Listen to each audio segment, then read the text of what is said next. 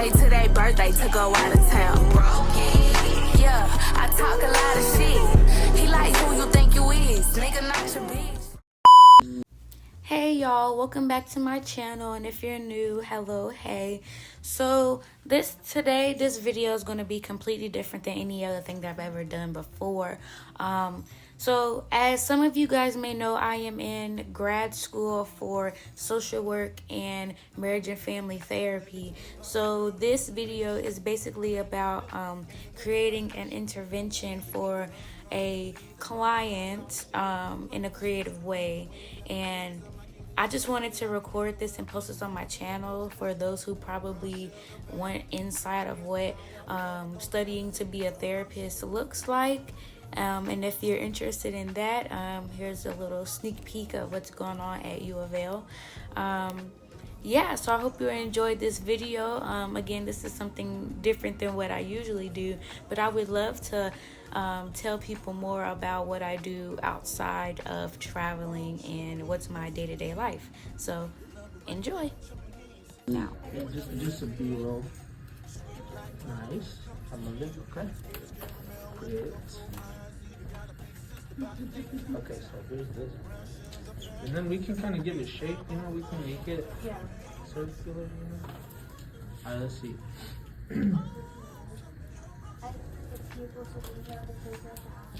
Okay. it's gonna be cut out. So. It's gonna be cut out, but you can still like glue them on her somehow in another way. I don't know.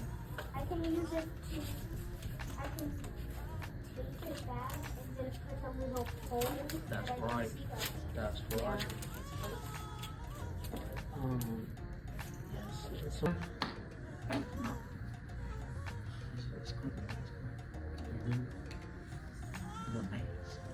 That's good too.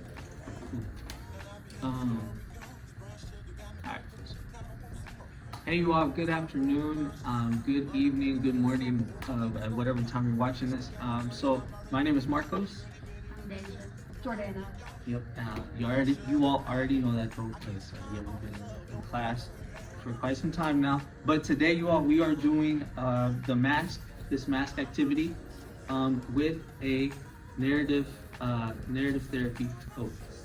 And so, as you all know, right, with narrative therapy, a lot of it has to do with identifying, externalizing identifying the issue, externalizing it, and then kind of thickening the plot with that, right? Which means we look for exceptions of the problem, and then at the end, right, is this co-authoring aspect to it. And so that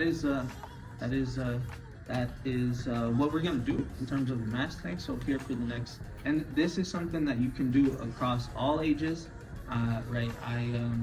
I've never done it, right, with I'm yet to do it first, but I think this is something that I'm definitely gonna use, and so yeah, I'll leave it here to Deja now. Okay, so I'm gonna go over the steps of the mask. So basically, you're gonna find something that you can cut out, or you can do this on a piece of paper. We did it with cardboard. So you're gonna explain to the child or whoever you're working with that sometimes we have feelings that we show on the inside and then things that we show on the outside. So basically, one side is going to represent what you show to the world, and then the other side is what you show, what you show on the inside or what you feel on the inside. So what we're going to do is you're going to get like markers, crayons, paint, whatever you want to use, and you're going to decorate how you feel on the inside, and then flip it over and decorate the outside so that you show the world. And so, and I will say, you all, we got pretty more hands-on. You don't have to get as hands-on as this. You know, I think, I just have a lot of these tools because I love crafts.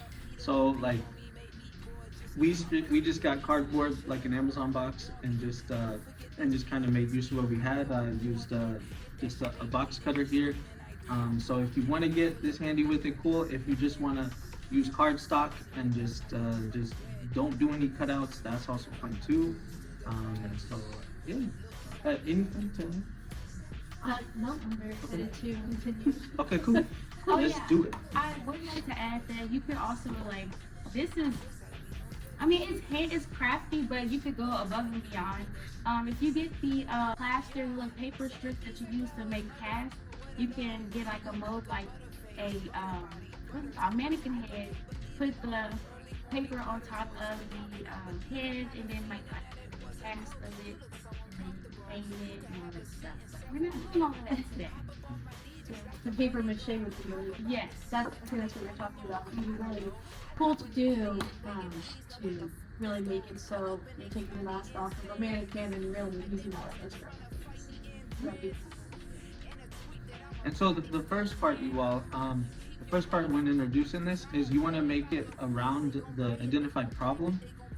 So the first thing would be to with a Sharpie or any marker. So we can kind of pick, you all pick, so I chose like writing it somewhere, right? So for me, I chose frustrated with parents. So I kind of think so. We do have our wonderful director in the back, Oliver. Thank you, Oliver. Letting us know that we are that we're in frame, right?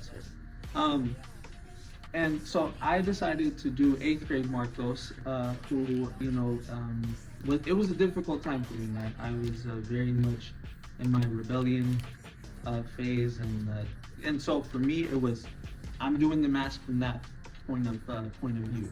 So I wrote it out, frustrated with parents. And so I'll wait for my colleagues here. Theirs. I went ahead and did like high school me. I did not feeling good enough or able to fit in. So I did just school in general and like being overwhelmed, frustrated, or too scared. I'm inside. And then the next phase of this. So we're working from the inside first too. By the way, I forgot to. You would do this on the inside of the mask.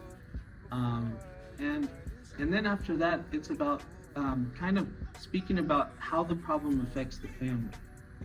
And so here you're going to you're gonna depict kind of what are the feelings connected to this, what feelings come up for you. So for me, it was powerlessness, it was silence, it was deep frustration, anger, rage, and then I also wrote here that it's important to bring in like who are the contributing factors inside of the family. So meaning like, is it between you and your dad specifically? Is it between you and your aunt, or with you and a friend? So here I kind of did mine where I wrote my mom and dad versus me. Mom, dad, and then I put my brother. My brother was actually on my team. At times I felt like he was parents' team. So that's how so in the second step, you want to pick out how the problem affects the family. Need to get that in a minute.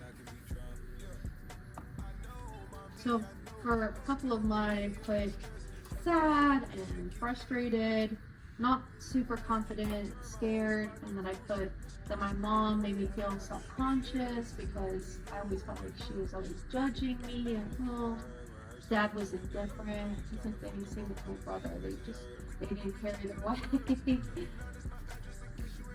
And then, as I already said, lost, overwhelmed, scared, frustrated, feel like I was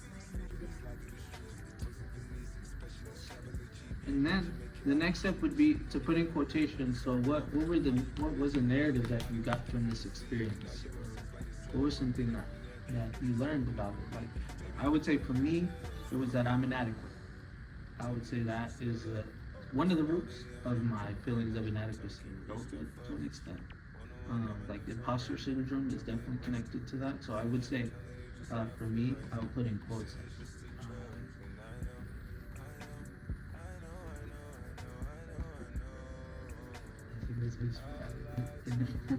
Okay, yes.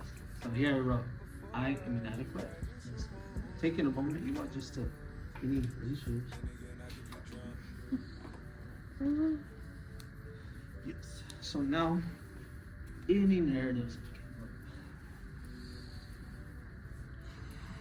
I think for me. It's basically the same. Like I'm not good enough. I literally wrote the same exact thing, but I feel like it's in a different context. Like yours was for school, and mine was not feeling good enough even to fit into my own family and my friend groups and things like that. I always felt on the outs. So I feel like it's the same, but also it's a different use. And then I definitely know that as you implement this, like diving deeper into each of these things that get written down, it is a key point. I would say in this, right? It's like, oh, so that narrative. So how does that play into you currently, for example? For them now, like how does that would be a question. Yeah. Actually, I'm not asking you directly. And so that's our work for the inside, you all. And then for the outside, then you would flip it. And so the next question would be, so that frustration, for example, for me, the problem, how do you cope with that problem to the outside world? So what is it, how does that problem manifest in the outside world? Some things that I wrote down for mine was education struggle. So I struggled a lot with education because I felt like I didn't have a voice at home, and I was like, how am I gonna have a voice in school then, you know? So I kind of struggled quite a bit, and then a lot of anger, and then I wrote a peace sign. I wrote a peace sign, and then I wrote like a slash to it because it was like trying to present like I was okay, but really on the inside I was very not well, right? And then I put over here fighting with siblings, right? Talk to you. For me, on the outside, it showed up as anxiety and relating like, oh, I can only be successful if I'm successful in academics, like things like that, like equating my work to school. So that's what it showed. I put mine as I tried to be like funny, and I tried to be like the best at everything that I did. I didn't want second place. I wanted to be the first, because if I wasn't good enough at home or anywhere else, then I wanted to try to be good enough in other people's eyes. Taking things to heart, even oh, I don't like your eyelashes today. Okay, they're just my face. Taking them to heart. And then I wrote a little ha ha ha, and then a sad face, crying, because I'm like, I'm still trying to make people laugh, but I'm so sad. Actually. Yeah. Look at us.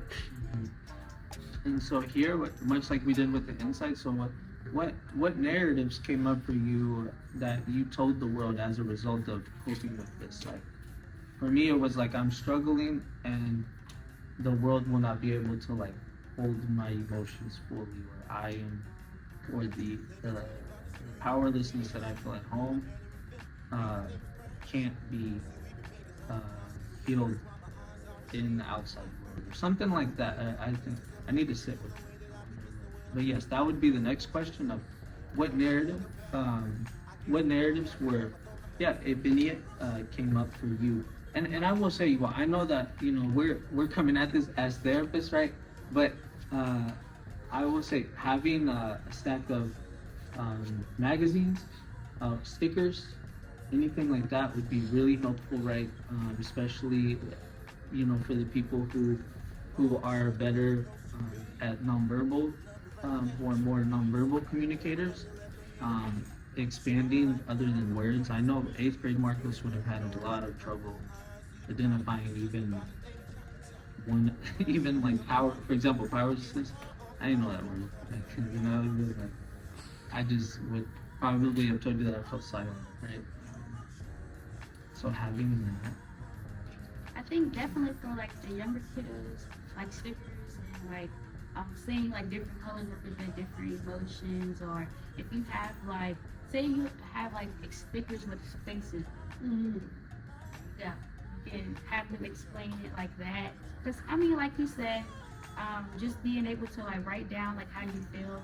A lot of kids can't do that, and then I work with like little kids, so they're not understanding that at this moment. But yeah, I think coloring and getting like collages. Yeah, even with adults, sometimes they have problems expressing their emotions if they were still um, deprived as children. So like, they were never able to um, so if they were never able to express their emotions as a kid, they may have a hard time expressing as an adult. So, like if they put a frowny face, but then they put a ha-ha face right next to it, like, what does that mean? You know, they might not be able to. So adults could, and adults love stickers too. So that's all. Yes, I think that's like a key piece. I think is like anything that little ones like. You know, those adults used to be kids, so I think at least giving them the opportunity to play with, to use what regular kids would use, I think it's yeah, I'm just trying to see. And it kind of lets out their inner child as well. It's really big for adults to let out their inner child sometimes. I feel like we lose that between school and work and children of our own. We kind of lose a sense of self when we're thinking about it. So Yeah, stickers 15 and minutes. everything like that would be very helpful. But all that to say that we're just writing words right now. Yes. But in the real thing, you can draw pictures, you can do whatever, get creative. And so the next phase of this would be to beautify it with more nonverbal stuff. So we're gonna take the next like 5 minutes to see what we come up with in these magazines, see what we put out. And so it would be either using glue, we have tape, using glue, or just to bring out those, to kind of thicken the plot with, thicken the storylines of both of these, right? So starting with the inside first, and then moving to the outside.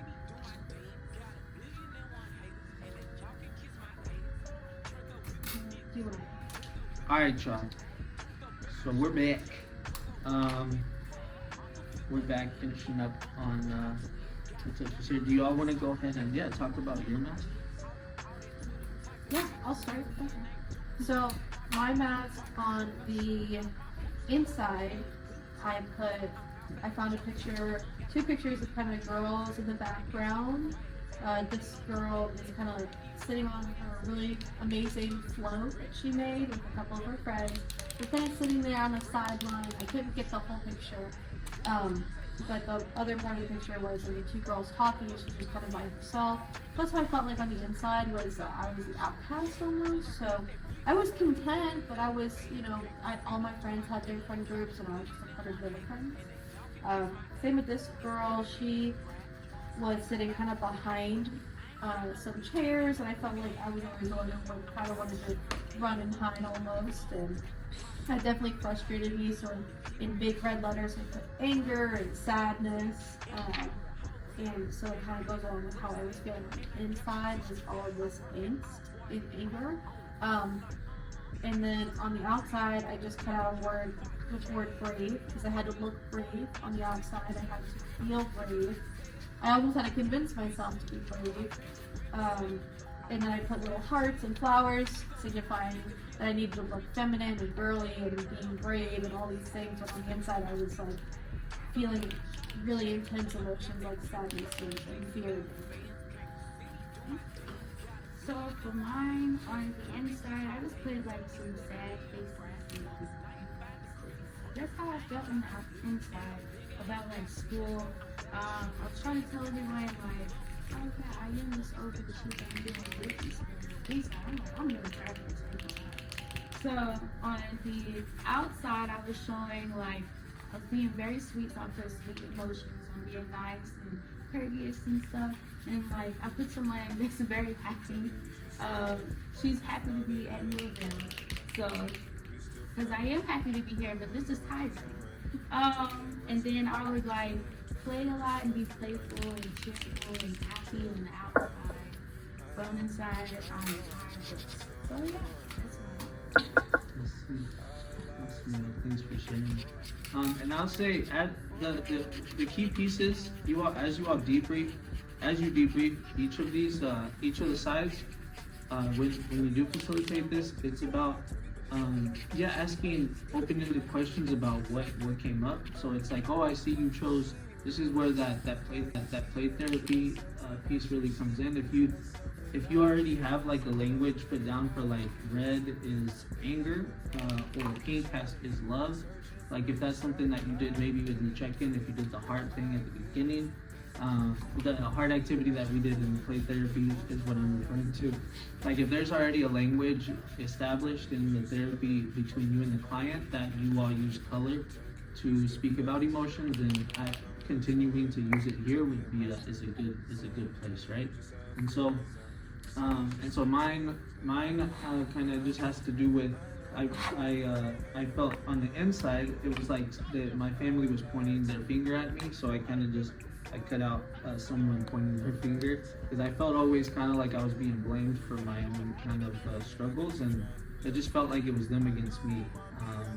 And then I did a little beehive cutout because my dad would always talk about how on the inside we were like a team, you know, but on the outside I just had to kind of fend for myself. It felt like I didn't feel like it really translated to the outside world.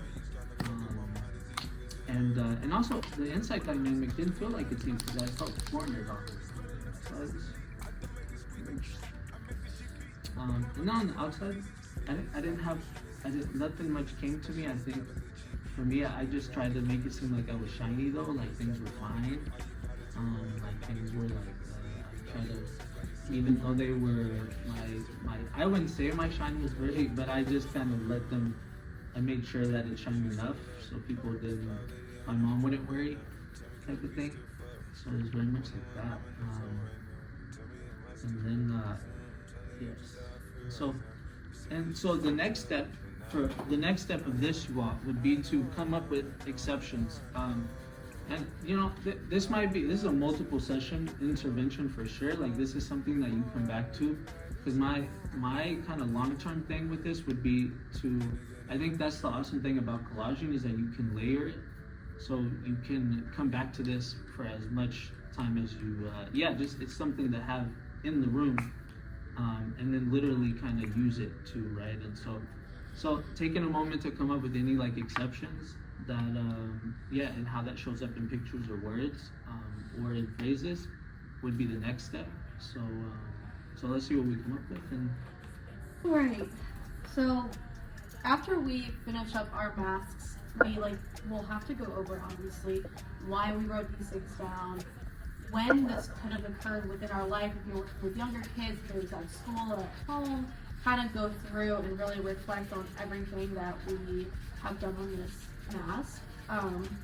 And then when we're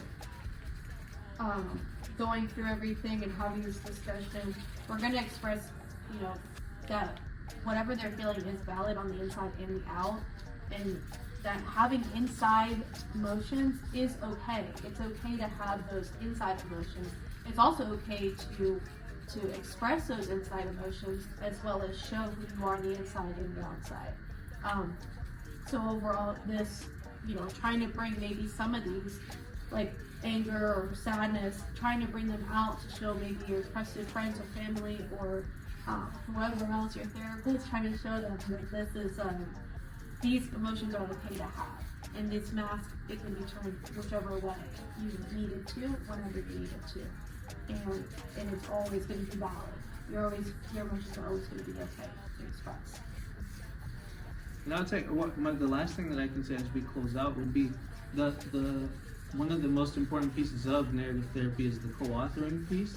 So it's like once everything is laid out, that's what I enjoy so much about collaging too, that it was frustration, but laying a piece of paper down on here and say, so what is it now for you, Marcos? Like, has that changed? Does that still feel relevant for you 2 sessions down the way? Check in with that, how's that? Or should we update this? Like, it can be kind of like a way of offering the co-authorship piece of narrative therapy, right? And letting them know that whatever the mask is this evolving thing, that it's always changing, right? So,